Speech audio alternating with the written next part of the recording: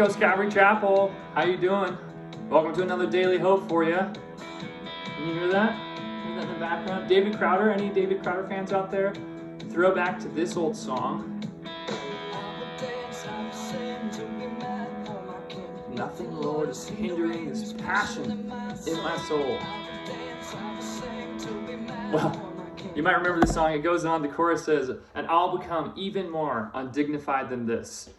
That song was inspired by today's Daily Hope passage, 1 Chronicles chapter 15. You know the story well. I know it well. It's of David finally bringing the Ark of the Covenant, the resting place of the presence of God, into Jerusalem.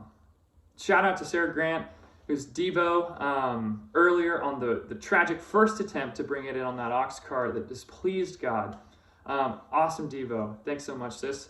But today we're diving into this climactic moment, okay? And it paints a picture, a scandalous picture actually, because we see David, the king, right? He's made all of the preparations now. He's conquered the Philistines, he's sought God, and he learned from his mistakes.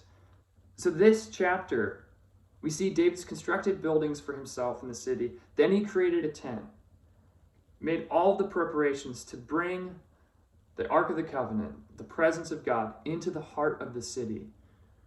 And this time he's specific. He gets all the Levites, he gets musicians, he gets dancers, he gets it all figured out like, hey, let's do this thing the right way, right? Let's not repeat our earlier mistakes. Let's honor God in everything that we do here. Because, man, this is his presence. This is the tangible thing that represents his covenant with us and the fact that he is our God and he lives among us. So I love what we see out of David here. It's a picture of passion. It's a picture of humility. It's a picture of someone who doesn't take himself so seriously. Why? Not because he's not king, not because he isn't royal, not because he isn't worthy of respect or a fearsome warrior, right? But because he knows his first identity.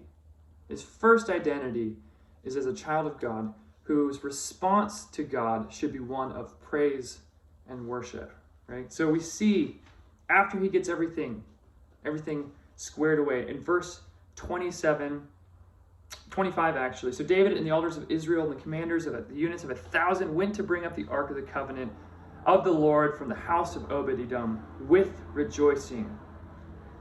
So now David, clothed in a robe of fine linen, as were all the Levites. They're in charge of the singing choirs and musicians, and we see that David wore a linen ephod. And then it shifts really quick. It shifts perspective in the story to Michal, daughter of Saul, who's watching this procession as they come into the city. And she despises David in her heart because why? She sees him singing and dancing. Are you willing to lay your pride down to bring a sacrifice of praise? You know, Scripture talks about us bringing a sacrifice of praise. And what I really do believe that means is, hey, are we able to get over ourselves, to get out of the way, to lay down the baggage that we might have about worship, about church, about where you're at and how you feel God is moving or not moving in your life, and to bring to him praise that he is worthy of, praise that he is due? I think that's what the word is for us today, this invitation. So rather than blather on more about that, I want to invite you right now to turn this off and to find a favorite worship song. Find a room in your house, or especially if you're driving in your car, crank that up. And I don't care if you have a voice like Ryan Pfeiffer, okay? You don't have to sound like Sarah Grant or Christina Nzunza or Willie or any of those pros, Brian McMaster, you know. You don't have to have insane vocal cord. God doesn't care about that. What he cares about is the broken, the humble, the contrite heart that comes to him out of a response of gratitude and joy for who he is and what he's done. Man, the gospel is good news that you and I should celebrate. Let's be known as a people with a song of praise ever on our lips. It's contagious. We're just walking around our life humming. Let's become undignified. like David. And maybe go listen to that David Crowder song. Hey, be blessed. I'm going to go worship myself. Love you, church. Bye.